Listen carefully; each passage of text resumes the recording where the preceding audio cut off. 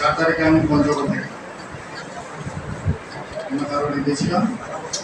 6 তারিখে আমাদের হিন্দুরা বিশেষ করে আমাদের হিন্দু বাড়িতে নির্বাচনে আমাদের এই এলাকা হয়নি, তারপর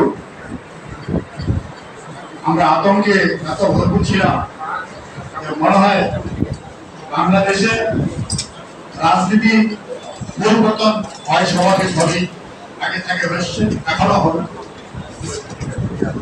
পরিবর্তন হলে আমরা কিন্তু আতঙ্কে থাকি। তবে এইবারে আতঙ্কটা অন্যরকম ছিল। যে আতঙ্কটা ছিল আমাদের মতো জুলুম অত্যাচার হয় না, আমরা নিজে নিজে আতঙ্ক হচ্ছি।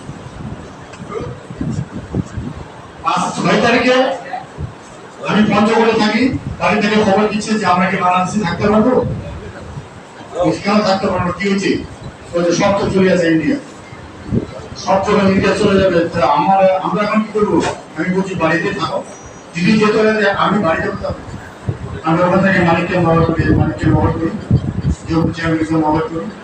আরেককে মোবাইল করি যে আমাদের একটু দেখো তুমি কি হয়। প্রচুর বৃষ্টি হচ্ছে সেদিন 6 তারিখে, প্রচুর বৃষ্টি। আমি ওখানে শুনতেছি প্রচুর বৃষ্টি। বলা নাকি রাত 11টার সময় সম্ভবত 11টার সময় 12-14টা মোটরসাইকেল নিয়ে আমার বাড়িতে যায়।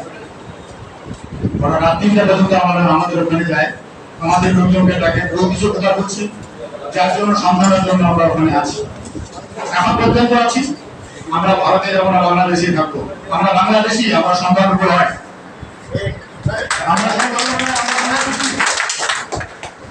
আমরা যদি আপনারা যদি আমাদেরকে সম্মান করে বলেন তাহলে আমরা করতে পারি।